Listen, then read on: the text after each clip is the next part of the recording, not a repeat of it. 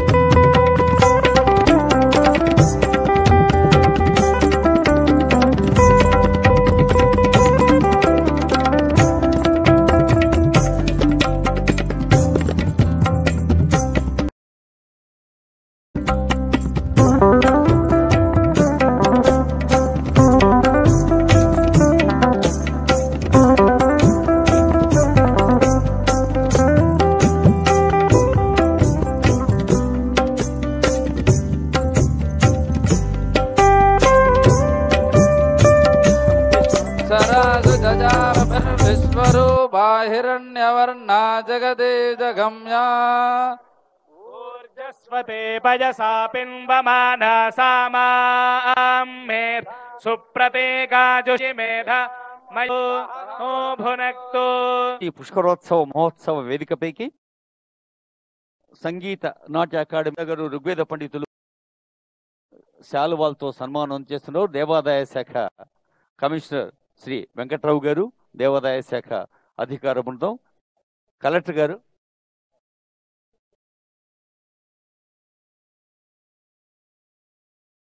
రాష్ట్రాల నుంచి కూడా లక్షలాది మంది భక్తులు వేంచేసి ఆధ్యాత్మిక అనుభూతిని గుండె స్ఫూర్తిదాయక సందేశాన్ని అందించిన ప్రధాన కార్యదర్శి రామకృష్ణ, లక్షలాది మంది భక్తులు వేంచేసి ఆధ్యాత్మిక అనుభూతిని గుండె లోతుల్లో సౌకర్యాలు కల్పించి ఎటువంటి ఇబ్బందులు లేకుండా చూసుకుంటామని చెప్పి ఈ సందర్భంగా మీ అందరికీ తెలియజేస్తూ నాకు అవకాశం ఇచ్చినందుకు ధన్యవాదాలు తెలియజేస్తున్నాను. నమస్కారం. వరచౌర్చస్వ నదీన పంచక వర్చస్వ నదీన పంచకణహితా నది, అంతర్వాహిని సరస్వతీ నది ఈ త్రివేణి సంగమమే కాక విశేషంగా చెప్పవలసినది ఏమిటంటే వరద, వైన్య అనేటువంటి 2 నదులు కూడా ఇక్కడ అంతర్వాహినులుగా ఉన్నాయి. మన 2 తెలుగు రాష్ట్రాలు, చుట్టుపట్టు రాష్ట్రాలన్నీ కూడా ఇది గొప్ప సన్నివేశం. ఈ సంవత్సర కాలం చాలా గొప్పది. సరస్వతి నదీ పుష్కరాలు, మిథునములో బృహస్పతి ఉన్న కాలము చాలా గొప్పది. అందువల్ల ఈ సన్నివేశాన్ని వినియోగించుకోవాలి. కాళేశ్వర ముక్తీశ్వర దర్శనం ప్రతి వాళ్ళు చెయ్యాలి. అదే కోణములో అక్కడ సరస్వతీదేవి ఉన్నది. ఈ ఇద్దరిని దర్శనం చేసి పక్కకి వెళ్ళిపోవద్దు. అసలు శుభానందాదేవి ఎంత గొప్ప పేరండి. ఈశ్వర సంబంధించిన ఆరతిని మనం ప్రత్యేకంగా దేవాదాయ శాఖకు సంబంధించి వారి ప్రత్యేకమైన సంకల్పనతో కాశీ నుంచి పండితులను తీసుకొచ్చి ఈ ఆరతి కార్యక్రమాన్ని మొట్టమొదటిసారి తెలంగాణలో నిర్వహిస్తా ఉన్నాం. మీ అందరి ఆశీర్వాదంతో మీతో పాటు వివిధ టీవీ ఛానల్స్ ద్వారా వేలాది మంది, లక్షలాది మంది వీక్షిస్తూ ఉన్న సందర్భాన్ని మీ అందరి దృష్టికి తీసుకొస్తా ఉన్నాం. దానికి తోడు చిన్న ప్రాంతం, ఈ ప్రాంతానికి సంబంధించి ఇక్కడికి వస్తా ఉన్న మరి భక్తులకు కూడా కొంతవరకే వసతులు ఉన్నాయని దృష్టిలో పెట్టుకొని మేము టెంట్ సిటీ అని మొట్టమొదటిసారి టెంట్ సిటీని ఏర్పాటు చేసుకొని టూరిజం శాఖ ద్వారా ఆ టెంట్ సిటీని కూడా పెద్ద ఎత్తున విజయవంతం చేయడానికి ప్రయత్నం చేస్తూ ఉన్నాం.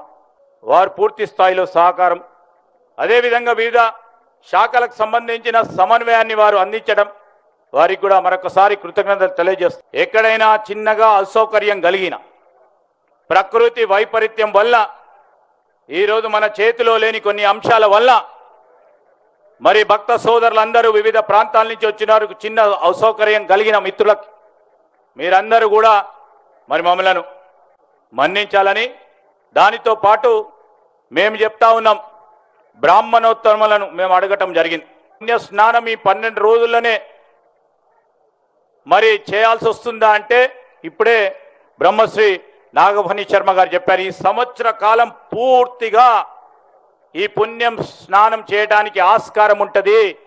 హైదరాబాద్ వేదికగా జరుగుతున్న మిస్ వరల్డ్ పోటీలపై మాజీ మంత్రి Siddipet MLA Harish Rao hot comment చేశారు.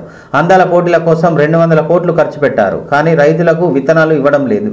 సీఎం రేవంత్ రెడ్డి ఎవరి కడుపు నింపేందుకు అందాల పోటీలు నిర్వహిస్తున్నారని ప్రశ్నించారు. ఫ్యూచర్ సిటీ కోసం 4000 కోట్లు ఖర్చు పెడతారు. కాంట్రాక్టర్లకు 1000 కోట్ల బిల్లులు చెల్లిస్తారు, కానీ రైతులకు మాత్రం రైతు భరోసా డబ్బులు ఇవ్వడం లేదని మండిపడ్డారు. సోమవారం సిద్దిపేట జిల్లా నుంగునూరు మండలం పాలమాకుల గ్రామంలో పండుగ సాయన్న కురవి కృష్ణ స్వామి విగ్రహాల ఆవిష్కరణ కార్యక్రమం జరిగింది. ఈ కార్యక్రమానికి ముఖ్య అతిథిగా హాజరైన హరీష్ రావు మాట్లాడుతూ విగ్రహాల ఆవిష్కరించడమే కాకుండా మహనీయులను ఆదర్శంగా తీసుకోవాలని సూచించారు. వచ్చిన ప్రతి అవకాశాన్ని అందిపుచ్చుకోవాలని కోరారు. హైదరాబాద్ వేదికగా బండ ప్రకాష్ అన్న గారికి, అదేవిధంగా మరో సీనియర్ గ్రామంలో చేసుకోవడం చాలా సంతోషంగా ఉంది. బహుశా మన నియోజకవర్గంలో రెండవది, మన మండలంలో మొదటిది. ఈ మధ్యనే సిద్దిపేటలో ఒకటి ఏర్పాటు చేసుకున్నాం, మళ్ళీ రెండవది ఈరోజు పాలమాకులలో ఏర్పాటు చేసుకున్నాం. అయితే విగ్రహాల ఆవిష్కరణ చేయడం ఎంత ముఖ్యమో వారిని ఆదర్శంగా తీసుకొని ప్రకాష్ అన్న చెప్పినట్టు జీవితంలో వారిని మార్గదర్శకంగా తీసుకొని ముందుకు నడవడం అనేది చాలా చాలా ముఖ్యమైనటువంటిది. పైకి తెచ్చి ఉన్నతమైనటువంటి విలువలతో కూడినటువంటి జీవితాన్ని మనం పొందగలుగుతాం. పండుగ సాయాన్ని కేసీఆర్ గారు పర్సనల్ గా ఏ రకంగా పైకి తీసుకొస్తున్నారో కూడా మీరు చూశారు. కానీ ఇప్పుడు ఎండుతుందా? కాలమైనా కాకపోయినా కాళేశ్వరం ప్రాజెక్టుతో పాలమాకుల ఊర చెరువును కలిపిన తర్వాత ఇవాళ పెండింగ్ ప్రాజెక్టు పూర్తి చేసి రివర్స్ అయింది. అరే ఎండాకాలం కూడా చెరువు నిండుకున్నది సార్. ఆటోలు, 4 వీలర్లు సంగారెడ్డి జిల్లా కానీ దాదాపు సగం చెరువు అసలు పోసుడే బంద్ అయిపోయింది. కుంటల చెరువులలో చేప పిల్లలు పోయడానికి వస్తే ఒక 5-10 జిల్లాలలో కొన్ని చెరువులలో పోసినది అయిపోయిందని మా మత్స్యకారులకు అయినా ఇప్పుడు రేటు పెంచిండ్రు.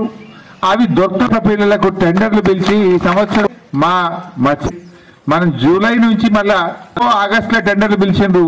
అక్టోబర్లో కొన్ని చేప పిల్లలు వస్తే బడ్జెట్ కేటాయించి చేప పిల్లలకు టెండర్లు పిలిచి ఈ సరఫరా చేయడం చేత కాదు, చేప పిల్లలు సరఫరా చేయడం చేత కాదు. ఏమైనా మాట్లాడితే పైసలు లేవంటాడు. అందాల పోటీలకు మాత్రం 200 కోట్లు పెట్టిండు. అది ఎవరు కడుపు నింపుతుంది? 200 కోట్ల రూపాయలు ఖర్చు పెట్టి అందాల పోటీలు పెట్టడానికి పైసలు ఉన్నాయట. రైతులకు జనము జీలు విత్తనాలు ఇవ్వమంటే పైసలు లేవంటాడు. ఇది ఎక్కడి గవర్నమెంట్? మా ముదిరాజులకు చేప పిల్లలు ఇవ్వమంటే పైసలు లేవంటాడు. చేప పిల్లలకు ఎంత అవుతాయి? తిప్పి కొట్టే 100 కోట్లు అవుతాయి. నువ్వు 200 కోట్లు పెట్టి అందాల పోటీలు పెట్టవస్తాయి. అది ఏ వర్గానికి, ఏ గ్రామానికి, ఏ ప్రజల కడుపు నింపుతుందని నేను అడుగుతా ఉన్నా. ఎవరి కోసం అందాల పోటీలు నిర్వహిస్తున్నావు? దాని ద్వారా ఈ రాష్ట్ర ప్రజలకు వచ్చేది ఏందో ఇవాళ ముఖ్యమంత్రి గారు సమాధానం చెప్పాలి. అంటే ఈ రకంగా తయారైపోయింది వ్యవస్థ. చేయాల్సిన పని చేస్తలేరు. కానీ ఇవాళ రైతులకు రుణమాఫీ చేయమంటే పైసలు లేవంటాడు, రైతు బంధు ఇవ్వమంటే పైసలు లేవంటాడు. కానీ ఇవాళ 1000 కోట్లు పెట్టి టెండర్లు అయితే పిలుస్తుండు. ఎవరి జేబులు నింపడానికి? కమిషన్ల కోసమా? కేసీఆర్ రైతు బంధు ఇవ్వగలిగినప్పుడు నువ్వు ఎందుకు ఇవ్వలేవు? వానకాలం ఇవ్వపోతువి, యాసంగి ఎగబెట్టివి, 15,000 ఇస్తాని ఇచ్చే 10,000 కూడా ఇవ్వకపోతువి. కానీ ఇప్పుడు ఏం చేస్తుండు? HMWSలో 10,000 కోట్లతో టెండర్లు పిలిచిండు, GHMCలో 7,000 కోట్లతో టెండర్లు పిలిచిండు, HMDAలో 20,000 కోట్ల రూపాయల పంట మా మత్స్యకారుల కంటే వస్తలేవు. ఆయన ప్రతి దేవాలయానికి కూడా జరుగుతున్న మిస్ వరల్డ్ పోటీలపై మాజీ మంత్రి Siddipet MLA Harish Rao hot comment చేశారు. ప్రజలకు అత్యాధునిక వైద్య సేవలు అందించేందుకు నిర్మిస్తున్న వరంగల్ సూపర్ స్పెషాలిటీ ఆసుపత్రి నిర్మాణ పనులను త్వరితగతిన పూర్తి చేయాలని రాష్ట్ర ప్రభుత్వ ప్రధాన కార్యదర్శి కె రామకృష్ణారావు అన్నారు. సోమవారం ప్రభుత్వ ప్రధాన కార్యదర్శి కె రామకృష్ణారావు, ఆర్ఎంబి ప్రత్యేక ప్రధాన కార్యదర్శి వికాస్ రాజ్తో కలిసి కలెక్టర్లు, ఉన్నతాధికారులు ఆసుపత్రి ప్రాంగణంలో సమావేశం హాల్లో సూపర్ స్పెషాలిటీ ఆసుపత్రి నిర్మాణ పనులు పురోగతిపై సంబంధిత శాఖల అధికారులు, నిర్మాణ సంస్థ ప్రతినిధులతో సమీక్షించారు.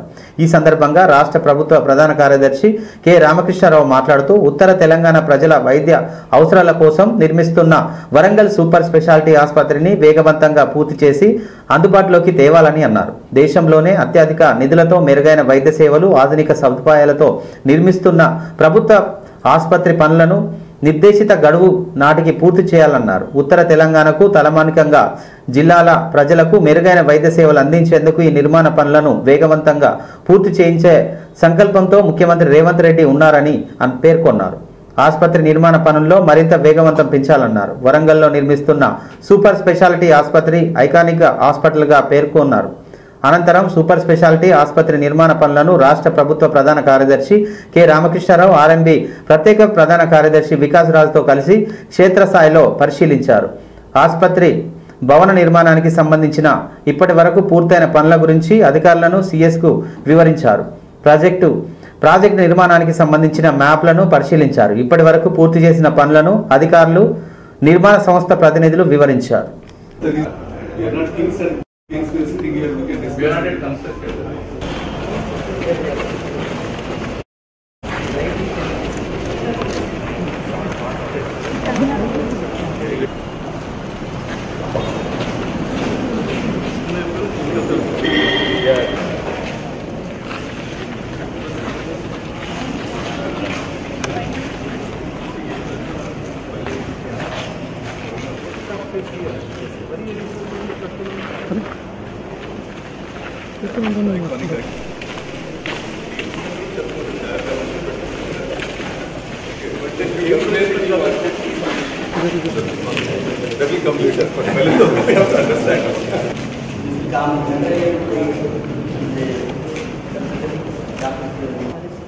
All the duty doctor and nurse rooms, and also all the faculty rooms here. We have radiology faculty.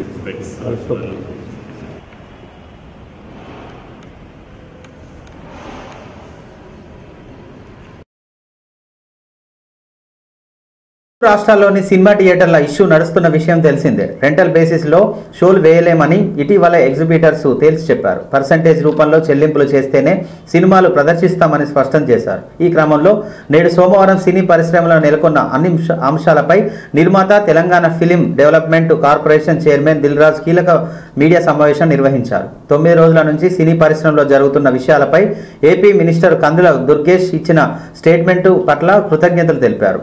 మొదట ఈస్ట్ గోదావరి జిల్లాలో డిస్ట్రిబ్యూటర్లు, ఎగ్జిబిటర్లు ఓ మీటింగ్ జరిగింది. అక్కడ ఆ మీటింగ్లో ఎగ్జిబిటర్లు తమ సమస్యలను చెప్పుకోవచ్చారు.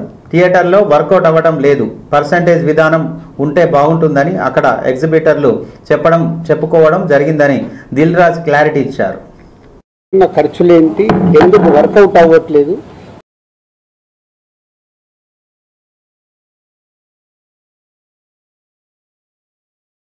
వాళ్ళని స్టేట్మెంట్స్ తీసుకొని రమ్మందాము. వచ్చినప్పుడు అది డిస్కషన్లోకి పెట్టి నిజంగా ఎగ్జిబిటర్స్కి, ఎందుకంటే మేము అన్ని టెరిటరీలో ఉన్నాం, ఎగ్జిబిటర్స్ కష్టాలు కూడా మాకు తెలుసు. ఎగ్జిబిటర్స్ కష్టాలు ఏంటంటే మేము డిస్ట్రిబ్యూటర్గా ఉన్నాం కాబట్టి ప్రొడ్యూసర్ నుంచి డిస్ట్రిబ్యూటర్ నుంచి ఎగ్జిబిటర్, ఈ 3 టెరిటరీలు ఒకరికి సంబంధాలు ఉంటాయి. డిస్ట్రిబ్యూటర్లుగా ఉన్నప్పుడు ఎగ్జిబిటర్కి మేము ఇందాక నేను చెప్పినట్టు రెంటార్ పర్సంటేజ్ అన్నప్పుడు ఫస్ట్ బాగా రెవెన్యూ వస్తే రెంట్ ఇస్తున్నాము, సెకండ్ వీక్ కలెక్షన్ తగ్గిపోగానే పర్సంటేజ్ ఇస్తున్నాం. అది వాళ్ళకి కష్టమైనది, ఇది మా అందరికీ తెలుసు. దానికి సొల్యూషన్ మేము చాలా రోజులు అనుకుంటున్నాం, కానీ ఉన్న పరిస్థితుల వల్ల ప్రొడ్యూసర్స్ కూడా హ్యాపీగా లేరు కాబట్టి ఆ సొల్యూషన్ రావట్లా. సో అలా ఏప్రిల్ 26 గిల్డ్లో జరిగిన మీటింగ్ ద్వారా ఆ డిస్కషన్ అలా కంటిన్యూ అవుతే వాళ్ళని రమ్మని చెప్దామని అడగడం జరిగింది. సో ఇక్కడ అప్పుడు హరిహర వీరమల్లు అనే కళ్యాణ్ గారి సినిమా మే 11th అనుకుంటాను ఒక రిలీజ్ డేట్ వాళ్ళు అనౌన్స్ చేసి మేలో ఉంది. సో తర్వాత అది షిఫ్ట్ అవ్వడము, టెక్నికల్ వాళ్ళ వర్క్ వల్లనో దేని వలన షిఫ్ట్ అవ్వడం. అది షిఫ్ట్ అయ్యేది ఎప్పటికీ డేట్ ఇంకా లాక్ అవ్వలేదు అనుకుంటాను, ఇన్ ఏప్రిల్ 26 టైంలో. తర్వాత అలా ఈస్ట్ గోదావరి నుంచి స్టార్ట్ అయింది, ఇక్కడ నైజాంకు కూడా వచ్చింది, నైజాం సింగిల్ స్క్రీన్స్లో.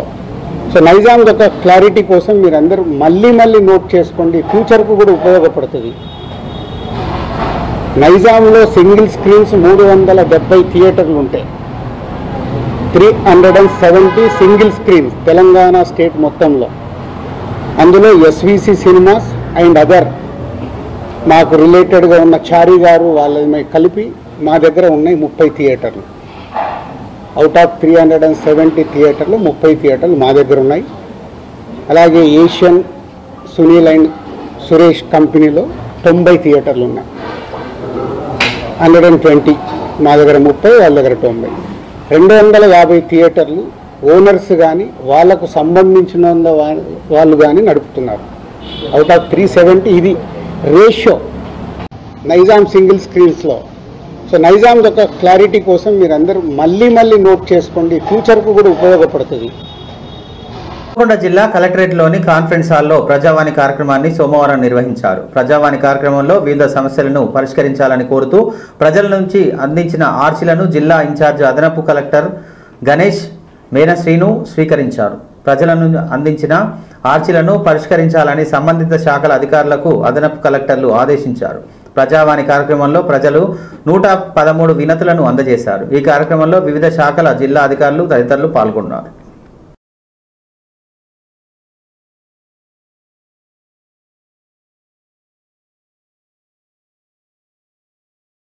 సోమవారం జిల్లా కలెక్టర్ సమావేశ మందిరంలో జరిగిన ప్రజావాణి కార్యక్రమంలో జిల్లా అదనపు collector Sandhyarani, DRO Vijayalakshmi, Warangal RTO Satyapal Reddy, ZP CEO Ram Reddy, DRDO Kausalya Devi ప్రజల నుండి వివిధ సమస్యలను ఫిర్యాదులను స్వీకరించారు. ప్రజావాణిలో వివిధ శాఖలకు సంబంధించిన సమస్యలపై 101 దరఖాస్తులు స్వీకరించగా అందులో రెవెన్యూ సమస్యలపై 44, పీడీ హౌజ్ 11 దరఖాస్తులు రాగా శాఖలకు సంబంధించిన 46 దరఖాస్తులు వచ్చాయని, వచ్చిన దరఖాస్తులు సంబంధిత శాఖల అధికారులకు ఎండర్స్ చేస్తూ ప్రజల సమస్యలను వెంటనే పరిష్కరించాలని సూచించారు.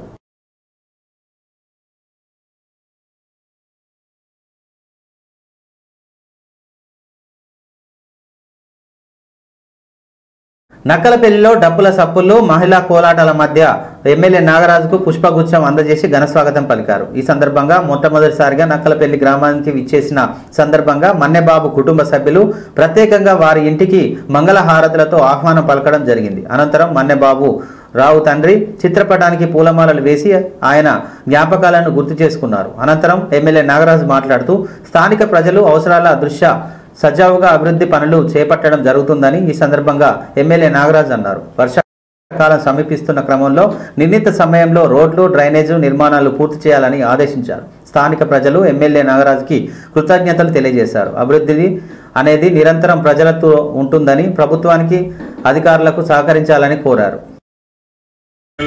మహిళా సంక్షేమానికి పెద్ద ఎత్తున మా ముఖ్యమంత్రి గారు కోటీశ్వరులాగా చూడాలని వారికే గ్యాస్ పంపులు, పెట్రోల్ పంపులు, తర్వాత హోటల్స్, అమ్మ క్యాంటీన్స్, సోలార్ అంటే ఇంట్లో ఒక అమ్మ ఉంటే చాలు, ఒక చెల్లి, ఒక సోదరి, ఒక ఆడబిడ్డ ఉండి ఇల్లును చక్కదిద్దే మొత్తం మహిళ మీద ఉంటుంది. కాబట్టి మహిళ లేని ఇల్లు ఎట్లుంటుందో మనందరికీ తెలుసు. కాబట్టి ముఖ్యమంత్రి గారు మొత్తం దూరదృష్టితోనే మహిళలకే ఈరోజు మొత్తం అప్పచెప్పింది.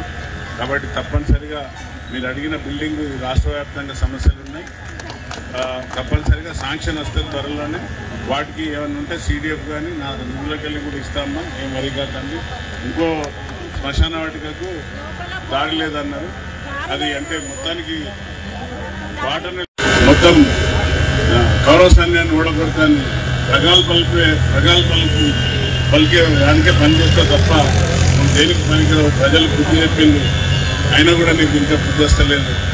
ఈ యొక్క మా ముఖ్యమంత్రి పైన అనిశ్చితం చేసే ముందు ఒక్కసారి అనిశ్చిత మా వాక్యాలు మాట్లాడే ముందు ఒక్కసారి నీకు నువ్వు ఆలోచించుకోవాలని ఈ మీడియా ద్వారా హెచ్చరిస్తూ ఈ యొక్క మీ అందరు నన్ను ఆహ్వానించినందుకు, ఇంత సమయంతో వెయిట్ చేసినందుకు మీ అందరికీ నా హృదయపూర్వక అభినందనలు, ధన్యవాదాలు.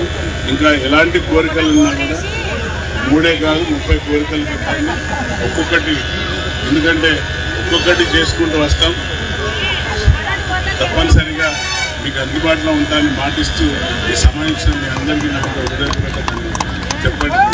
వర్షాకాల నేపథ్యంలో సంబంధిత శాఖల అధికారులు అప్రమత్తంగా ఉండాలని హన్మకొండ జిల్లా కలెక్టర్ పి ప్రావీణ్య అన్నారు. సోమవారం హన్మకొండ జిల్లా కలెక్టరేట్లోని మినీ కాన్ఫరెన్స్ హాల్లో వివిధ శాఖల అధికారులతో వరద ముప్పు నివారణకు తీసుకోవాల్సిన ముందస్తు చర్యలపై సమన్వయ సమావేశాన్ని నిర్వహించారు. ఈ సమావేశంలో రెవెన్యూ, మున్సిపల్, వైద్య ఆరోగ్య, విద్యుత్, పోలీస్, అగ్నిమాపక, వ్యవసాయ, ఆర్ఎండ్బి తదితర శాఖల అధికారులు రానున్న వర్షాకాలంలో ఆయా శాఖల తరపున తీసుకుంటున్న చర్యల గురించి జిల్లా కలెక్టర్ వివరించారు. జిల్లా కలెక్టర్ ప్రావీణ్య మాట్లాడుతూ రానున్న వర్షాకాలం నేపథ్యంలో ముప్పు ప్రాంతాలను అధికారులు ముందస్తుగా గుర్తించాలని సూచించారు. ముప్పు ప్రాంతాల్లో తీసుకోవాల్సిన చర్యలకు సిద్ధంగా ఉండాలని అన్నారు. రోడ్లు తెగిపోయే ప్రాంతాలను ఆయా శాఖ అధికారులు ముందస్తుగానే గుర్తించాలని అన్నారు. గ్రామీణ, అర్బన్ ప్రాంతాలలో వర్షపు నీరు కారణంగా రాకపోకలు ఇబ్బందికరంగా మారే ప్రాంతాలను గుర్తించాలన్నారు. చెరువులు, వాగులు స్థితిని ఎప్పటికప్పుడు శాఖ అధికారులు గుర్తించి చర్యలు చేపట్టాలని అన్నారు. Action points which I wanted to hear from each and every department. So, city being the most affected area, generally rainfall which we started in municipal corporation.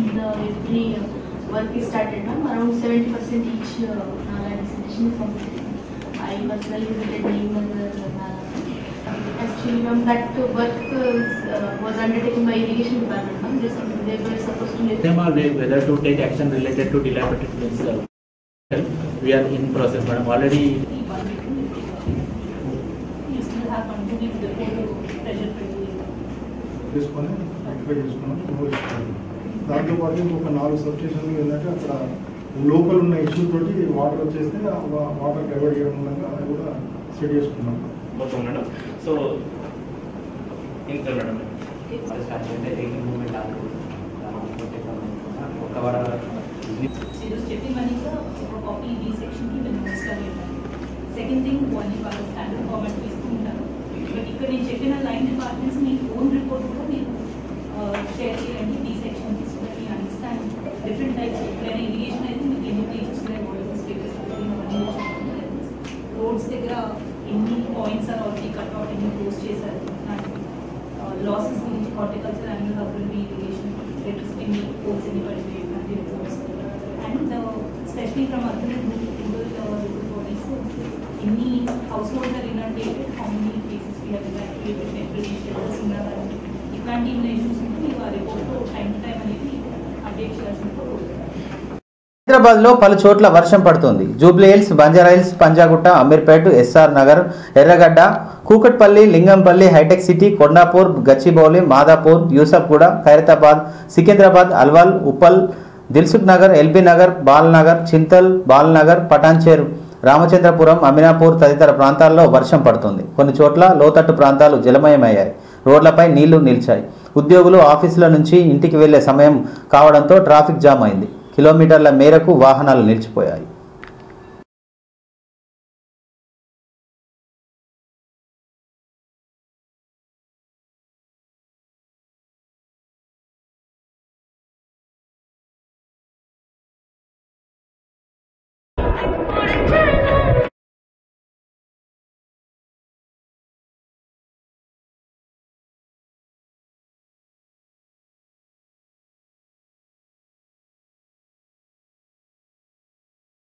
ఇంతటితో ఈ వార్తలు సమాప్తం. మరో వార్తలతో మళ్ళీ కలుద్దాం. చూస్తూ ఉండండి ఓరుగల్లు 9 న్యూస్.